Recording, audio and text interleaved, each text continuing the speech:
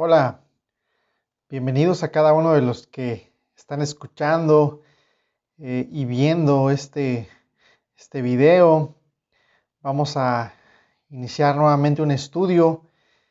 Estamos cada martes estudiando la carta a Filemón y el día de hoy vamos a ver los versículos del 8 al 12. Vamos a ver estos pasajes el día de hoy, y esperando que pueda ser de bendición para cada uno de los que van a ver este video. Así que vamos a dar inicio con este estudio y vamos a comenzar recapitulando un poquito lo que vimos la semana pasada. Si ustedes recuerdan, la semana pasada estuvimos viendo la base del llamamiento en cuanto a que Pablo está haciéndole una petición a Filemón. Y bueno, voy a leer los pasajes anteriores que estudiamos, desde el versículo 4 hasta el versículo 7, haciendo énfasis en el versículo 5. Dice esto: siempre doy gracias a mi Dios al acordarme de ti en mis oraciones, porque he tenido noticias del amor y de la fe que tienes para con todos los santos y para con el Señor Jesús. Y pido a Dios que tu participación en la misma fe te lleve a conocer todo el bien que podemos realizar por amor a Cristo. Estoy muy contento y animado por tu amor, ya que tú, hermano, has llenado de consuelo el corazón de los que pertenecen al pueblo santo. Lo que acabo de leer, el último versículo, el versículo 7, dice: estoy muy contento y animado por tu amor, ya que tú, hermano, has llenado de consuelo el corazón de los que pertenecen al pueblo santo. Entonces es interesante notar que Pablo empieza el versículo 8, por lo cual Pablo va a hacer referencia por lo que te acabo de pedir ahora, o por lo que acabo de mencionar más bien. Ahora te digo esto, lo que a continuación sigue, pero me gustaría decir esto, que Pablo en el por lo cual está queriendo dar a entender algo, y le voy a escribir algo que pienso que quedaría muy bien para entender. Y voy a escribir que Pablo quiso decir: dado que eres una persona, que se deleita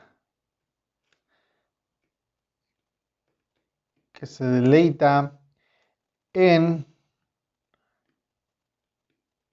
refrescar los corazones de los santos. Por lo cual está diciendo, lo que está tratando de decir Pablo es: dado que eres una persona que se deleita en refrescar los corazones de los santos, ahora te voy a pedir esto. Aunque tengo mucha libertad en Cristo para mandarte lo que conviene, más bien te ruego por amor.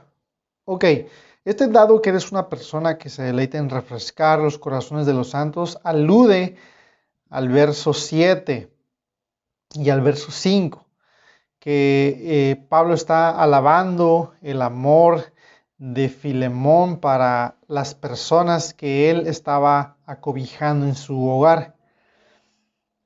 Entonces, este conector es interesante, o es importante que lo veamos, y veamos lo que Pablo está queriendo transmitir.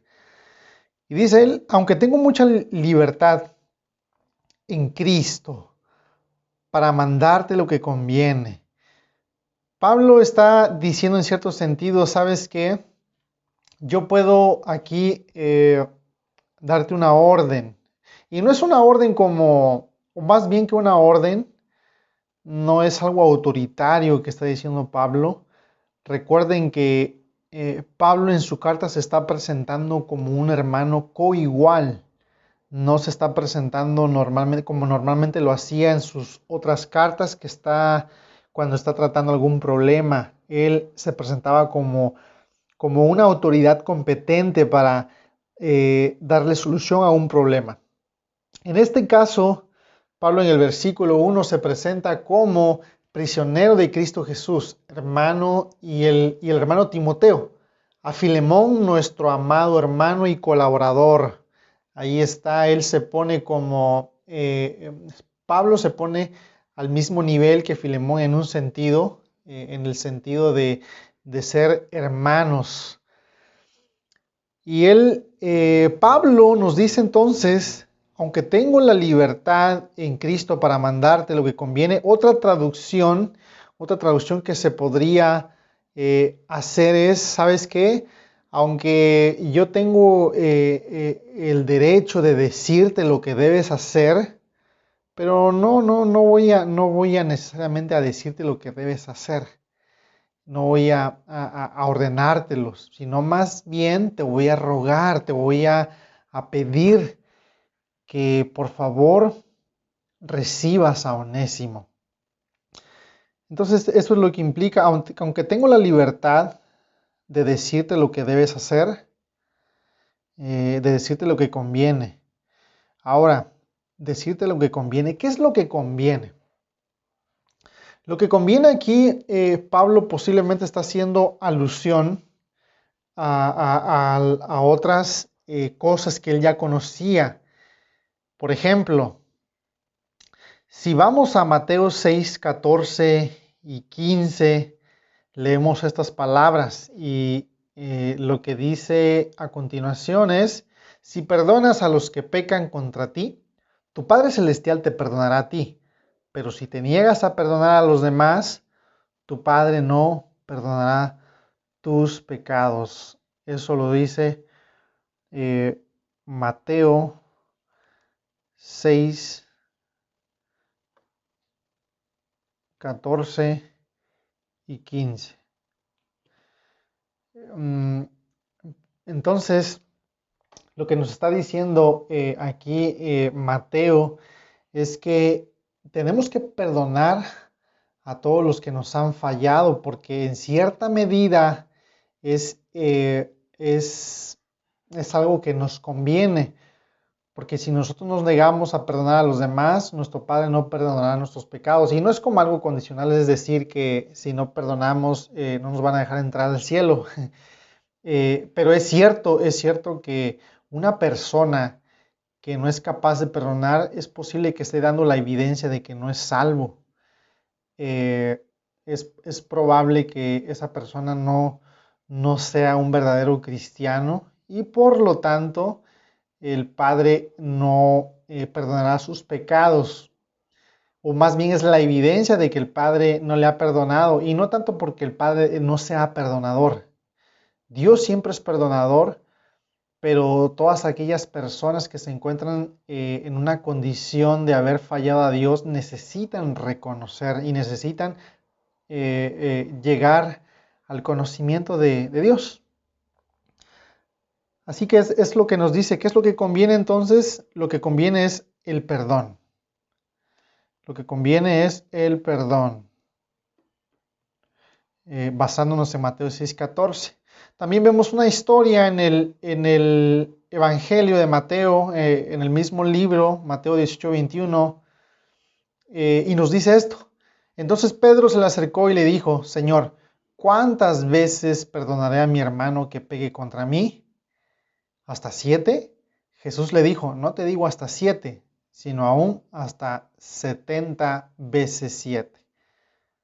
Y si ustedes recuerdan el contexto de estos versículos, es que Pedro se le acerca y le hace estas preguntas y después Jesús les cuenta una historia de dos deudores, el cual un rey, queriendo hacer cuentas con sus siervos, manda llamar a uno en particular y se da cuenta que éste le debe una cantidad estratosférica de dinero, o sea, mucho dinero le debía. Pero este rey decide perdonarle la deuda. A su vez, este siervo a quien le fue perdonada la deuda, él sale y empieza también a cobrarle a aquellas personas que le debían, y en particular también uno que le debía una cantidad en comparación con la que él le debía al rey, le debía una cantidad mucho menor, una cantidad inferior. Pero este siervo, en lugar de perdonarle y hacer lo mismo que el rey le hizo a él, este primer deudor no le perdona la deuda. Y termina el versículo 35 en Mateo 18 con estas palabras: así también mi Padre Celestial hará con vosotros si no perdonáis de todo corazón cada uno a su hermano sus ofensas. Recordemos que el rey encierra de nuevo al primer deudor y de esta manera termina esta historia. Entonces, lo que podemos ver acerca de lo que conviene es el perdón. Recordemos que Onésimo, aquí es la primera vez en el versículo 10 que vemos ya su nombre. Onésimo era un esclavo de Filemón. Recordemos que en aquel tiempo la esclavitud era muy normal y aún en ciertos países todavía se considera algo muy normal. Pero al día de hoy creo que hemos llegado a concluir que no es bien, no es bueno que una persona posea a otra persona, porque cada persona tiene un valor y ninguna persona tendría el derecho de poseer a otra persona. Y en esta carta Pablo está destruyendo la esclavitud no desde una manera directamente, sino que Pablo está destruyendo esta institución social por dentro, desde dentro, no desde fuera. Ahorita a continuación lo vamos a ver. Entonces, Pablo le dice a Filemón: más bien te ruego por amor, siendo como soy, Pablo ya anciano, y ahora además prisionero de Jesucristo. Te ruego. Aquí vemos que el uso de la segunda persona singular que Pablo está utilizando nos dice que Pablo le está diciendo a Filemón que él tiene que hacer la decisión. Recordemos que en el versículo 1, en el versículo 2 y en el versículo 3, en los primeros 3 versículos, Pablo incluye a su familia, a Apia, y también incluye a Arquipo. Además, también incluye a la iglesia. Es decir, esta carta, a pesar de que es una carta privada, en cierto sentido no es tan privada, porque Pablo quiere que la iglesia participe y también como también su familia. Pero en el versículo 9 nos dice que la decisión tiene que ser de él. Te ruego, la decisión tiene que ser de Filemón, de perdonar y recibir a Onésimo. Así que el ruego va dirigido específicamente a Filemón por el uso de la segunda persona del singular. Te ruego por amor. Y aquí vemos esta palabra muy importante, ¿no? El amor es muy importante y es la virtud. El amor es la virtud. Es la virtud que articula. Es la virtud que articula a la comunidad. En este caso, entiéndase que cuando decimos comunidad nos referimos a la iglesia que estaba en Colosas, que es donde muy probablemente estaba Filemón y estaba él abriendo las puertas de su casa para recibir a la iglesia. Así que el amor es la virtud que articula la comunidad. Recordemos que Pablo, escribiéndole a los Corintios, escribió un poema maravilloso, ¿no? Creo que la mayoría conocemos estas palabras de Pablo en primera a los Corintios, capítulo 13, donde el amor todo lo perdona, todo lo soporta, todo lo sufre. El amor no deja de ser. El amor es aquella virtud que articula a la comunidad.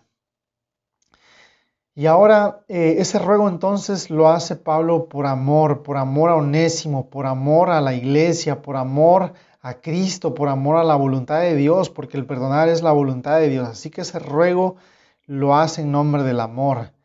Y dice, siendo como soy, Pablo, ya anciano. Aquí vemos una palabra interesante. La palabra anciano es una palabra que es presbutes. La palabra presbutes. Y lo que la palabra presbutes hace referencia es a una persona que se encuentra en su etapa vejez, en la etapa de la vejez. Ahora, quiero añadir esto. Por ejemplo, Filón escribió algunas cosas. Filón era un escritor del primer siglo, y él dice que la palabra presbutes se utilizaba para hacer referencia a la penúltima etapa de la vida. A la penúltima, perdón, me confundí aquí, a la penúltima etapa de la vida. Filón dice entonces esto, y lo que pudiera considerarse la penúltima etapa de la vida, porque en el contexto grecorromano, en el contexto del primer siglo, se consideraban que una persona tenía 7 etapas, y lo que la palabra presbutes se utilizaba normalmente para hacer referencia a la 6ª etapa de las personas. Y la 6ª etapa podía comprender entre los 50 a 56 años, según David Garland, un erudito del Nuevo Testamento. Entonces, aquí está haciendo referencia a anciano, a su edad, pero a lo que está eludiendo Pablo es a la sabiduría que una persona tiene a esta edad, ¿no? Una persona que ya es de edad avanzada ha vivido tantas cosas, por lo cual esas personas normalmente tienen mucho que enseñarnos. Hay muchas personas que sí, ¿no? Llegan a esta etapa de la vida en la vejez, y se podría decir que a veces no son lo más sabias, pero es cierto que la mayoría de las personas que llega a esa edad ha vivido tantas cosas, por lo cual tienen muchas cosas que enseñarnos. Y Pablo, al hacerle el ruego a Filemón, está diciéndole, Pablo, en la condición en la que ya estoy, en la que soy un anciano, en la que ya he vivido muchas cosas, con la sabiduría que me ha permitido tener la vida, Dios, te hago esta petición. Entonces pone a la petición que le hace a Filemón. Le está diciendo, por mi sabiduría, y además como prisionero de Jesucristo. La palabra prisionero también puede hacer alusión a los sufrimientos,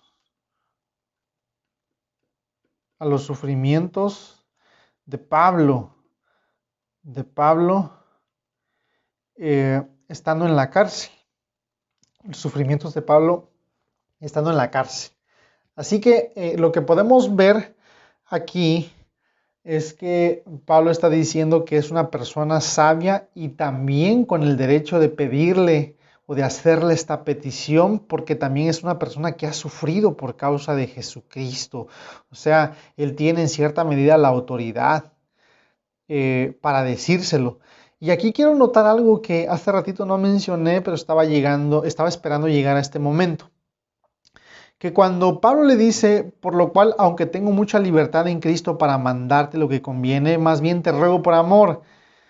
Si ponemos atención a los pasajes, dice que Pablo tiene la libertad en Cristo. Tiene libertad en Cristo para mandarte lo que conviene. No está diciendo Pablo, aunque tengo mucha libertad como apóstol para mandarte. No, dice libertad en Cristo. Y ese en Cristo es muy importante que lo examinemos. porque Pablo no está utilizando su autoridad, él se está poniendo en su condición de cristiano. Es decir, en mi condición de cristiano tengo la libertad para decirte lo que debes hacer. Y eso es muy importante porque aquí podemos sacar una aplicación para nosotros. Que cualquier persona que sea nuestro hermano en Cristo tendría el derecho de llamarnos la atención en aquellas cosas que no hacemos bien. Pero aquí batallamos, aquí a nosotros nos cuesta recibir la corrección de nuestros hermanos en Cristo. Y Pablo lo que está diciendo en cierto sentido es que cualquier persona que sea nuestro hermano nos podría ayudar a decirnos lo que tenemos que hacer. Y lo necesitamos, hermano, necesitamos que personas como Pablo, claro, ¿no? Aquí Pablo dice que es una persona anciana, llena de sabiduría, y aparte es una persona que se ha ganado en cierto sentido el respeto por la vida de sufrimiento que ha tenido. O sea, no es una persona que se la ha pasado una vida cómoda, una vida que no le permitiría exhortar a alguien, sino que es una persona sabia y además es una persona que ha sufrido por causa de Jesucristo. Entonces, en su condición de ser un hermano de Filemón en Cristo, un coigual a Filemón, en su condición de que es una persona sabia y aparte que también es una persona que ha sufrido, en esas tres cosas, Pablo le dice a Filemón que le hace un ruego. Así que esto nos deja a nosotros la enseñanza de que tenemos que pedir a Dios que nos mande hermanos como Pablo, personas como Pablo, que sean las personas que nos estén ayudando a discernir las cosas que tenemos que hacer, las cosas correctas. Es importante que nosotros nos demos la tarea de buscar personas en Cristo con las cuales tengamos la confianza de decirles, por favor, ayúdame en esta decisión. Analiza mi vida, ¿qué consideras que hay mal en mi vida?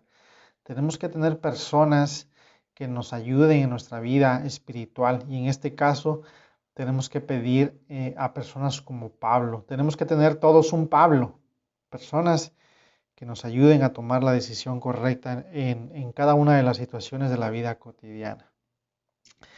Seguimos adelante y el ruego, otra vez vemos el te ruego, la segunda persona singular, que ya vimos también en el versículo 9. En el versículo 10 encontramos otra vez la segunda persona del singular.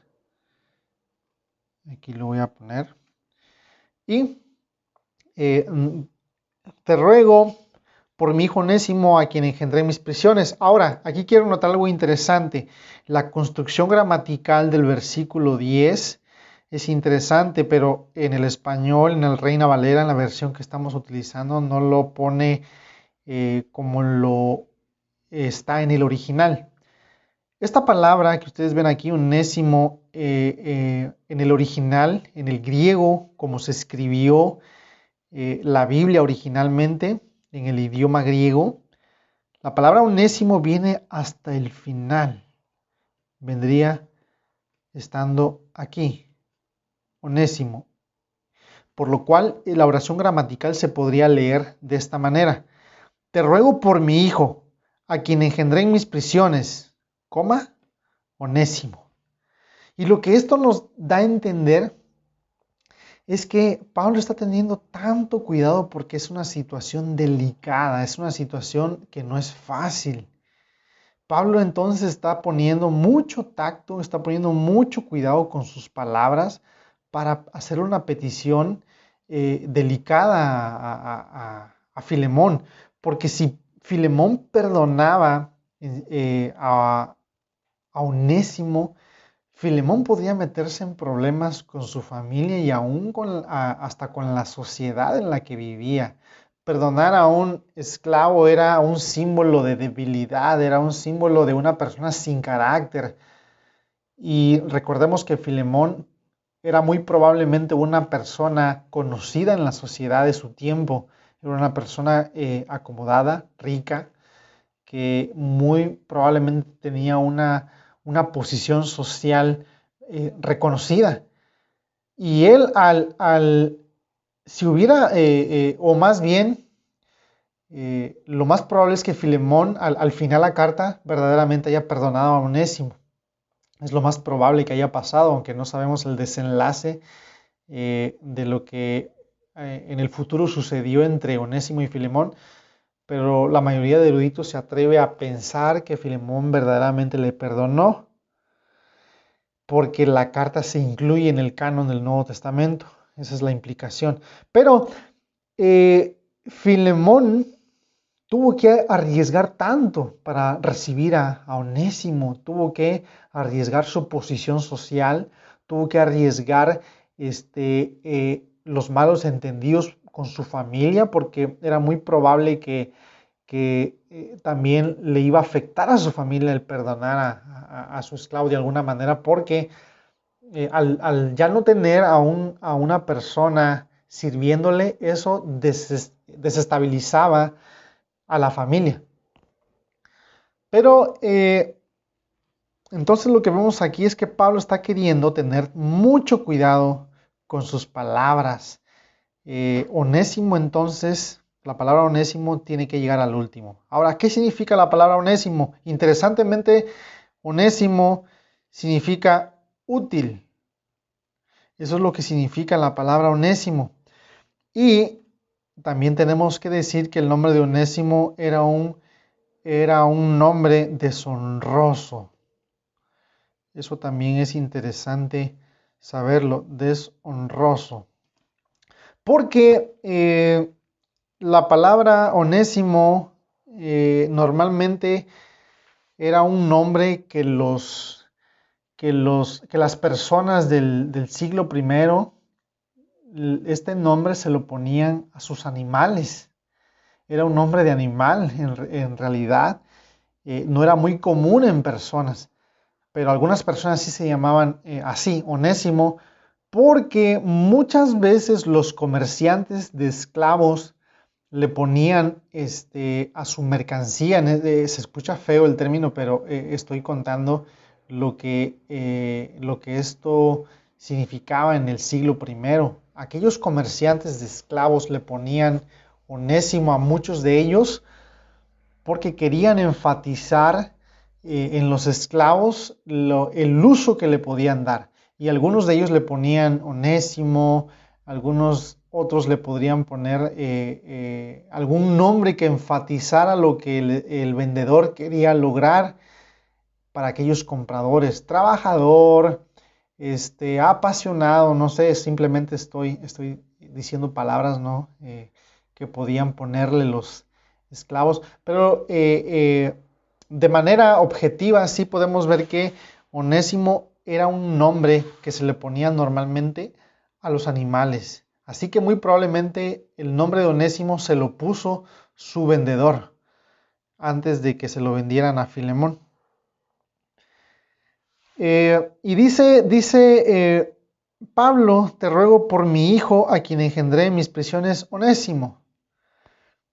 La petición entonces que está haciendo contacto, Pablo está haciendo una petición con mucho cuidado, pero si notamos, lo que Pablo está haciendo es también preparando el corazón de Onésimo. No está torciéndole el brazo para que Filemón reciba a Onésimo, porque si Pablo hubiera querido torcerle el brazo, hubiera desde el principio de la carta, hubiera utilizado su condición de apóstol de Jesucristo. Si Pablo hubiera querido ordenarle de una manera autoritaria, lo hubiera podido hacer, pero Pablo desde el principio está dando a entender que su propósito no es forzar a Filemón a hacer lo que él quiere. Está haciendo un ruego, pero está preparando el corazón de Filemón, y a él menciona por mi hijo. Es interesante que Pablo utilice estas palabras, por mi hijo, y lo que vemos aquí es la relación con la que Pablo se identificaba con Onésimo, relación entre Pablo y Onésimo. La relación que había entre ellos, a como lo expresa Pablo, es una relación de padre a hijo. Es una relación de padre a hijo.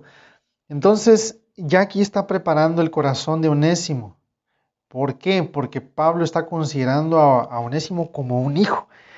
Y luego también dice, a quien engendré en mis prisiones, a quien engendré. El término engendrar es un término donde Pablo está queriendo decir que su ministerio, por el ministerio de Pablo,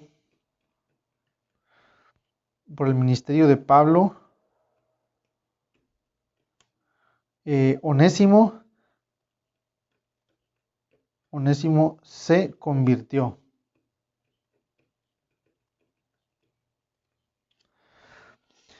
Eso es lo que muy probablemente Pablo está queriendo decir, que bajo el ministerio de Pablo, Onésimo llegó a conocer de Cristo, porque recordemos que cuando Onésimo huyó, ¿qué es lo que creemos que sucedió? Cuando Onésimo huyó por causa de que le hizo algo mal a Filemón, probablemente le robó, probablemente lo dejó mal con algunas cuentas en su hogar. Al administrar su hogar. No sabemos qué es lo que realmente sucedió, pero lo que sí sabemos es que Onésimo hizo algo de gravedad. Y probablemente Onésimo huyó, y cuando él huye, de alguna manera providencial, se encuentra con Pablo en la cárcel, muy probablemente en Roma. Y Onésimo muy probablemente ya había oído hablar de Pablo. Y de esa manera, Onésimo muy probablemente encuentra el refugio en Pablo, en su huida, y ahora Pablo le comparte y él se convierte a los pies de Pablo. Así que hay dos cosas que podemos notar con las que Pablo está preparando el corazón de Filemón. Una es que Pablo le considera a su hijo, y también Pablo le va a decir a Filemón que Onésimo se convirtió bajo el ministerio de Pablo en sus prisiones. Es interesante. Y otra cosa que podemos notar que también es interesante, con la que Pablo está preparando el corazón, es que le dice que en otro tiempo te fue inútil. Y aquí hay un juego de palabras entre la palabra onésimo, la palabra inútil y la palabra útil. Como ya vimos, el nombre de Onésimo significa útil. Pero dice que en otro tiempo Onésimo en otro tiempo fue inútil. O sea, no le estaba haciendo honor a su nombre. Ahora, ¿en qué sentido le era inútil? Porque, para ser sincero, tenemos que utilizar o tenemos que ver el significado de la palabra inútil. Porque ciertamente Onésimo le fue útil antes de venir a Cristo. Le fue útil porque administraba su casa, porque un esclavo ayudaba a su amo en los quehaceres del hogar. El amo utilizaba a su esclavo para muchas cosas en el hogar y fuera del hogar inclusive. Y la palabra inútil es una palabra que es acrestos. Acrestos. La palabra inútil es una palabra griega que es acrestos. Y es una palabra muy parecida a esta palabra que a continuación voy a escribir. Acristos. La palabra acrestos es muy parecida a la palabra acristos. La palabra acrestos significa inútil y la palabra acristos significa sin Cristo. Y en la pronunciación en el griego, muchos eruditos dicen que muy probablemente la pronunciación de ambas palabras, acrestos y acristos, la pronunciación era igual. Así que muy probablemente es en el juego de palabras que está haciendo Pablo en los versículos 10 y 11, entre la palabra acrestos, acristos, y luego la palabra útil. La palabra útil es una palabra que es eucrestos. Entonces, en este juego de palabras, probablemente Pablo está queriendo decir que su inutilidad se debe a que él no conocía a Cristo. ¿Por qué? Porque todas las cosas, hermanos, que podemos hacer sin Cristo pueden tener cierto valor en la tierra, ¿no? Aquellas personas que trabajan, que se esfuerzan, que hacen muchas cosas en la vida, en esta vida, pero a la luz de la eternidad, todas las cosas que podamos hacer sin Dios, a la luz de la eternidad, no tienen ningún valor. Es algo que es, que, que es comparado, como dice Pablo en su carta a los Filipenses, capítulo 3, versículo 8, es comparado con la basura. Todo lo que podemos llegar a tener en esta tierra sin Dios, o lo que podamos llegar a hacer sin Dios, todos aquellos reconocimientos, todo aquello que hacemos, nuestra profesión, si nuestra profesión fue sin Dios, si nuestra vida aún no le ha conocido, todo lo que hagamos es inútil. Como bien estoy diciéndote, frente a los ojos de las personas que no conocen a Cristo, claro que esas cosas, las cosas que hacemos pueden tener cierto valor, pero no a la luz de la eternidad en los ojos de Pablo. Así que lo que Onésimo pudo llegar a ser fue inútil. Pero ahora a ti y a mí nos es útil. Y aquí hay otra cosa interesante que quiero notar, que es que cuando dice Pablo que Onésimo dice que es inútil, pero lo fue inútil a una persona, inútil para una persona. Pero cuando hace Pablo el contraste, pero ahora a ti y a mí nos es útil. Pablo está diciendo, te fue inútil a ti, pero ahora fíjate que ahora que se ha convertido a Cristo, ahora que es una nueva persona, ahora se ha duplicado su valor, porque ahora no tan solamente te va a ser útil a ti, sino que ahora va a ser útil para dos personas.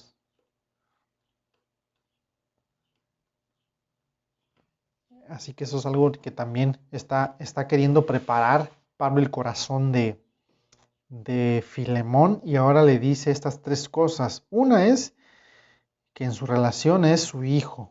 Pablo ve a Onésimo como a su hijo. En segundo lugar, porque mediante el ministerio de Pablo se llegó a convertir Onésimo.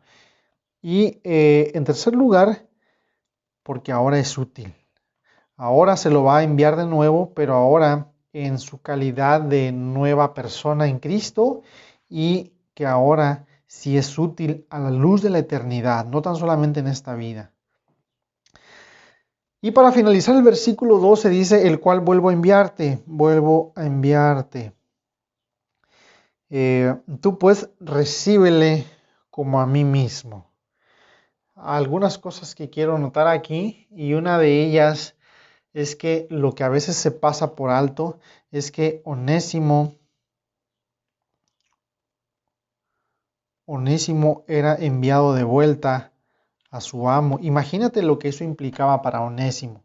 Aunque Pablo está tratando de preparar el corazón para Filemón y está esperando que Filemón perdone a Onésimo, no era algo seguro que iba a ocurrir, porque todavía la decisión que Filemón tenía que tomar no se sabía, ¿no?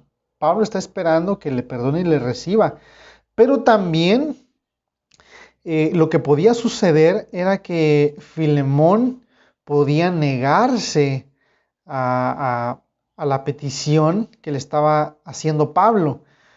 Y normalmente lo que pasaba con una persona que huía de su amo era algo muy terrible.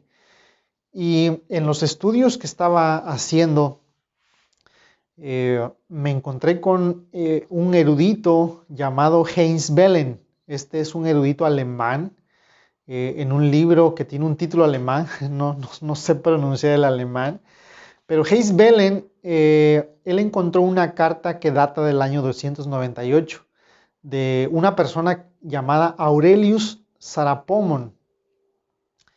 Y este Aurelius escribió una carta a su amigo revelando cómo se trataba normalmente a los esclavos que huían. Y esta carta contenía estas palabras: mediante esta orden judicial te encargo que viajes a la famosa ciudad de Alejandría y busques a mi esclavo de unos 35 años de edad, conocido por ti. Cuando le encuentres, le pondrás bajo custodia. Te confiero autoridad para encerrarle y para flagelarle, y para presentar una queja ante las autoridades competentes contra cualquier persona que le haya albergado con una demanda compensatoria. Esta carta revela, hermanos, esta carta revela lo que sucedía con aquellos esclavos que huían de sus amos. Estos esclavos que huían, lo que les esperaba era severos castigos físicos. Una persona podía, por ejemplo, un amo podía llevarlo a las autoridades y podían flagelarlo, podrían inclusive con metal muy caliente, como le hacen a los animales, marcarles el nombre de su amo. Y también muchos amos, cuando su esclavo huía, le ponían un metal con una inscripción que podría decir, si me encuentras, devuélveme a mi amo porque he huido. Entonces para los esclavos que huían, lo que les esperaba era un castigo muy severo por parte de las autoridades y por parte de sus amos.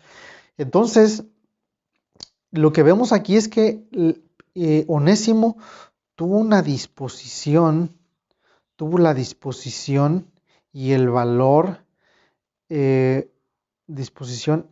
tuvo disposición y tuvo el valor de dar la cara, de dar la cara a su amo, en ese sentido, a Filemón. Porque otra vez, Onésimo no sabía si Filemón le iba a perdonar o no, pero Onésimo tuvo el valor de ir a dar la cara. Y esto también nos dice mucho, nos dice de la condición de Onésimo como verdadero cristiano, como nueva persona. Esto nos dice también que muchas veces cuando una persona que se dice cristiana y comete errores, cae en pecado, lo que sea que haga, ¿no? Una de las características de una persona que conoce a Cristo es que está dispuesta a dar la cara después de sus errores. Y esto es lo que vemos entonces. Lo que vemos ahora es que Pablo está enviándole de nuevo, pero al mismo tiempo Onésimo está arriesgándose a todo el peligro que podría llegar después de lo que él hizo, de lo que él cometió, si es que Filemón no le llegara a perdonar. Así que podemos ver la disposición y el valor de Onésimo también en estos versículos. El cual vuelvo a enviarte, tú pues recíbele como a mí mismo. Ahora, aquí hay algo interesante también que quiero notar, que la Reina Valera lo traduce de una manera que no se nota tanto, pero aquí hay otra de las cosas con la cual Filemón prepara el corazón, con la cual Pablo prepara el corazón de Filemón. El versículo 12 también se podría traducir de esta manera. Vuelvo a enviarte en persona, vuelvo a enviarte en persona a Onésimo. A Onésimo, recíbele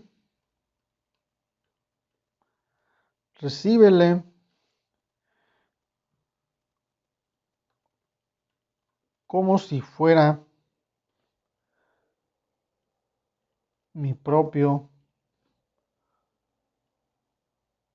corazón. Y aquí estoy haciendo una traducción un poco distinta que me ayudó mucho la versión de la Biblia de las Américas. La Biblia de las Américas tiene una traducción algo distinta de cómo lo hace la Reina Valera.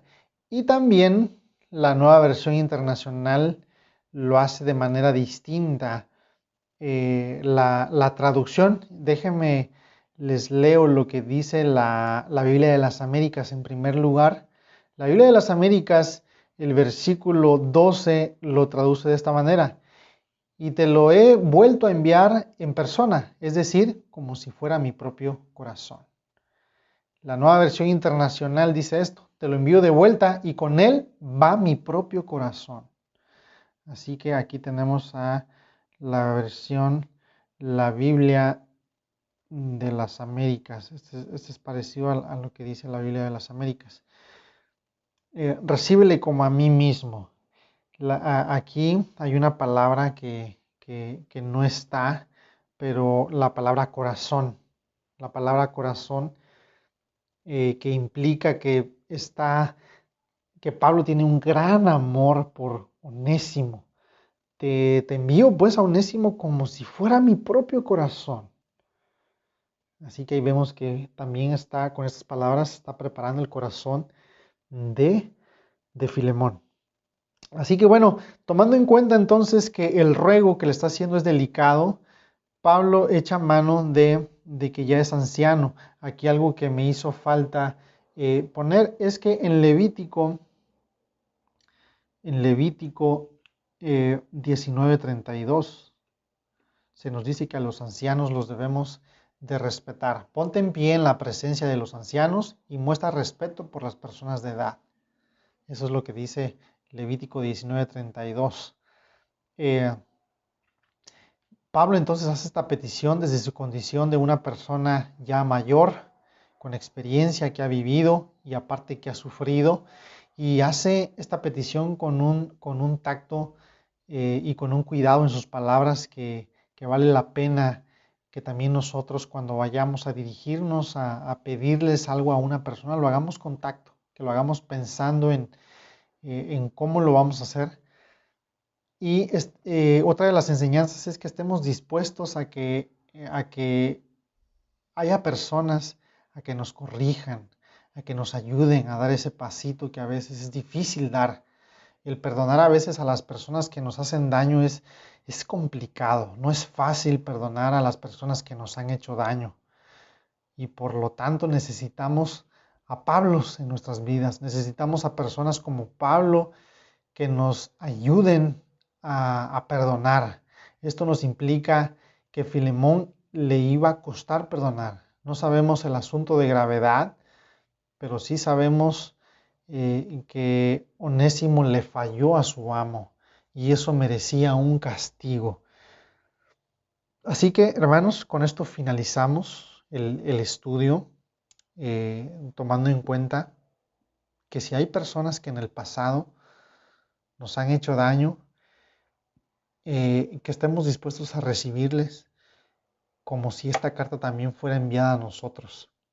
Aunque esta carta fue enviada específicamente a Filemón en el contexto del primer siglo, pero también esta carta en el sentido de la inspiración divina, esta carta es enviada a cada uno de nosotros, dirigida hacia nosotros, con todas aquellas personas que nos han fallado y que se han arrepentido y que han vuelto en una condición de arrepentimiento. Les debemos de perdonar y les debemos de recibir, porque es lo que conviene. Eso está en juego también. Lo que está en juego también es el testimonio de la iglesia, el testimonio de los cristianos, la gloria de Cristo. Que si no perdonamos, se va a manchar ese testimonio. Cuando no perdonamos, anunciamos a Cristo de una manera mal, no le glorificamos. Por lo tanto, lo que conviene es que nosotros aprendamos a perdonar. Y aunque esta carta está dirigida principalmente a una persona, a Filemón, y la persona que estaba pidiéndole que perdonara era una persona que venía arrepentida, eso no quiere decir que también que no debemos de perdonar a aquellas personas que no se arrepienten. No, también creo que debemos de perdonar a las personas que no se arrepienten. Pero específicamente en esta carta nos está hablando de una persona que viene en arrepentimiento. Ya luego hablaremos específicamente qué pasa con aquellas personas que no se arrepienten. Pero por esta ocasión ha sido todo. Espero que esto sea de bendición para cada uno de nosotros y de los que están escuchando este mensaje, este estudio. Que el Señor les bendiga.